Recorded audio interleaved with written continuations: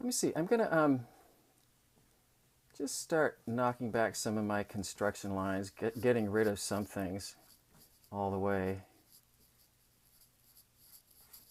It is going to be helpful to have a good idea for the center axis. I'm not going to leave it quite as obvious as it is right now, but just sort of getting rid of the things that are not going to be needed anymore. I might kind of want to know where still the heights of those individual squares are.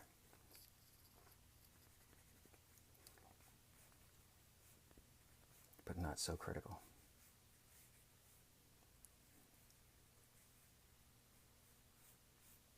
So that's what I would do for that. And now, if you remember when we did those little those value shading studies, one of the things I like to do is just at the beginning to kind of do a little just blending everything together, and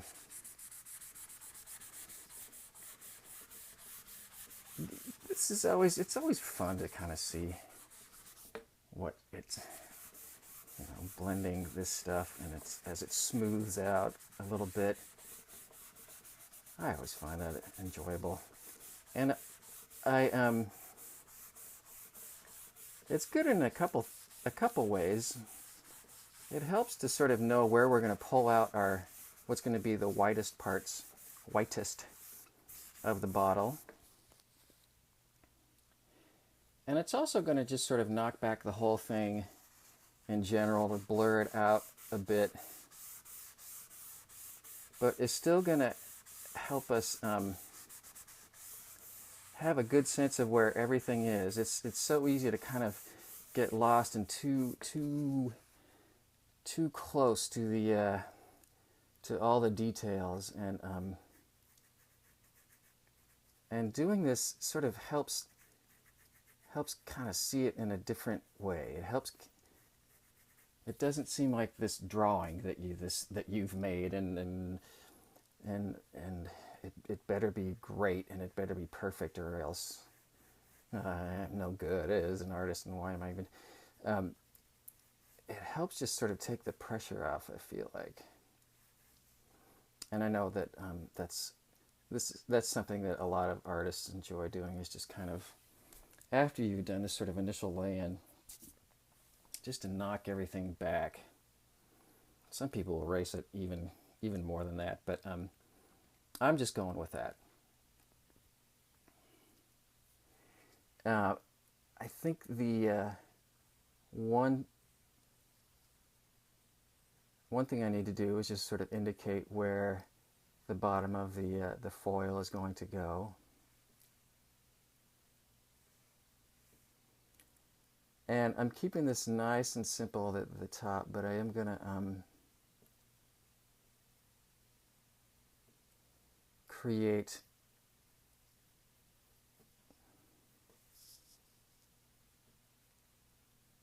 an additional sort of cylindrical shape that's going to represent, the upper lip. I don't have my naming conventions for wine bottles down as well as I probably should. That's going to be covered. And then this part is representing the cork.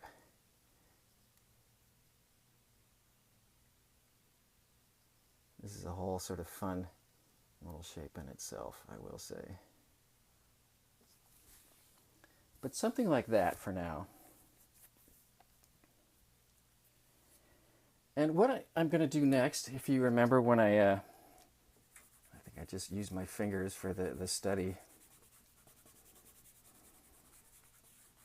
is that I wanted to sort of come back and kind of establish what is the main shading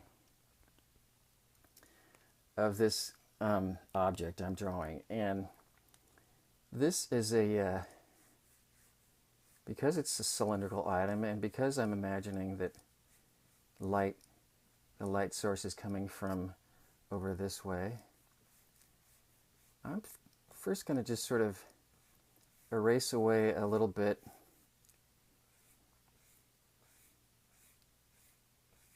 on the left side that's going to represent the lit side of the bottle.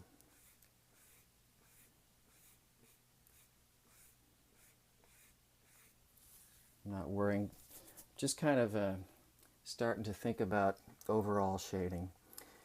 And then on the right side of the bottle is going to be in shadow. So if you remember when we, well, either way, what I'm going to do is just kind of shade down the right side of the bottle.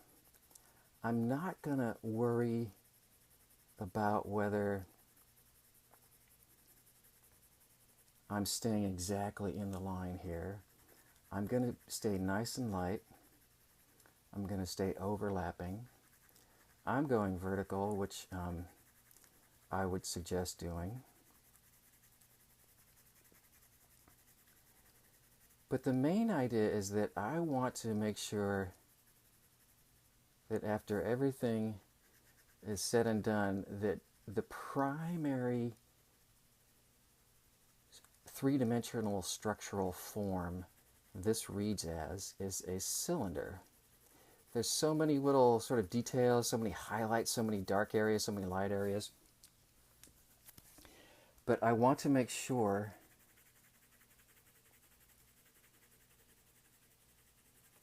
that overall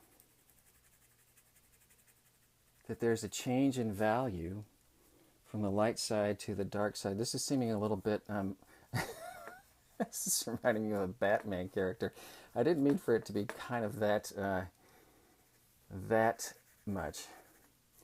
But I do want to think about this right side being darker. I'm going to go over it again, a little bit further over here.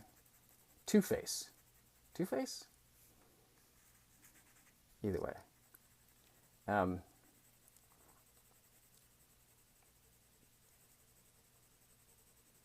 And I'm going to come back and, you know, take care of the label.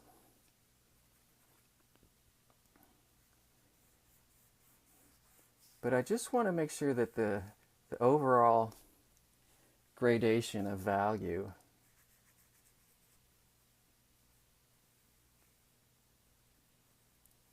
for the bottle is going from a light to gradually darker.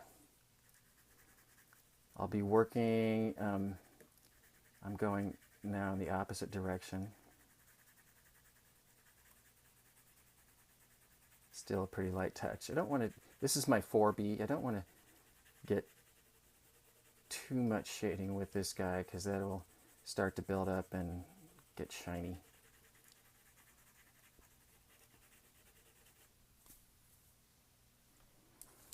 But even that is sort of a great place to start. I'm going to blend that. Ooh, that's fun. You may be thinking to yourself, oh, these lines are going to keep coming through. I highly doubt it. You'd be surprised at how much these construction lines just disappear as you continue to shade and draw and whatnot. I'm gonna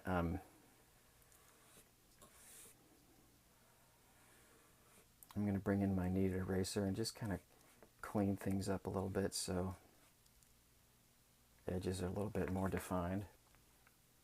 I think I just went too far with my kneaded eraser. If you want to know the truth, and why wouldn't you want to know the truth?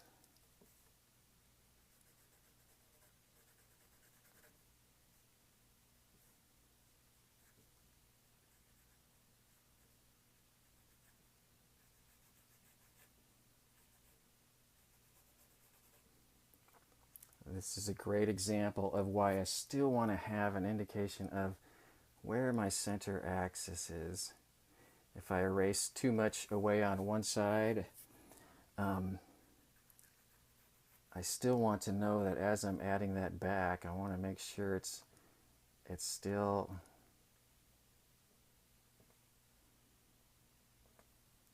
equal distance from the center axis.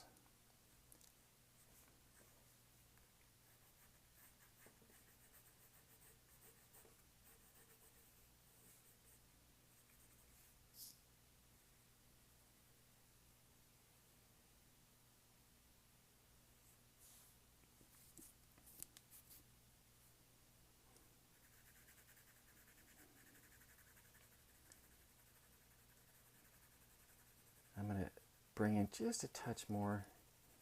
Maybe I'll start going around that label.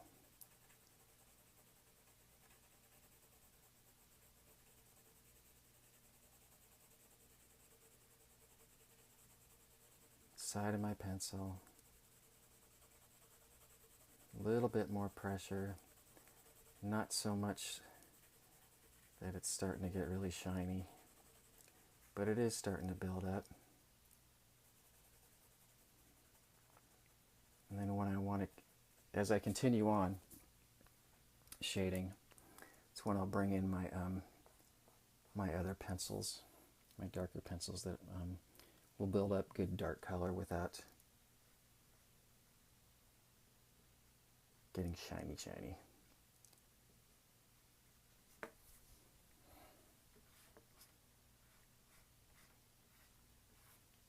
I do like to sort of clean it up so just I have a good idea what's going on, but sometimes if I go too fast, then like I did that other time, I'm sort of erasing away more than I really want.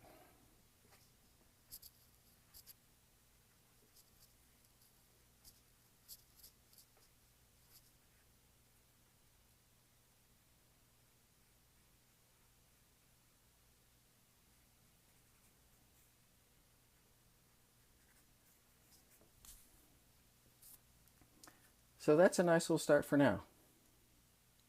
More to come.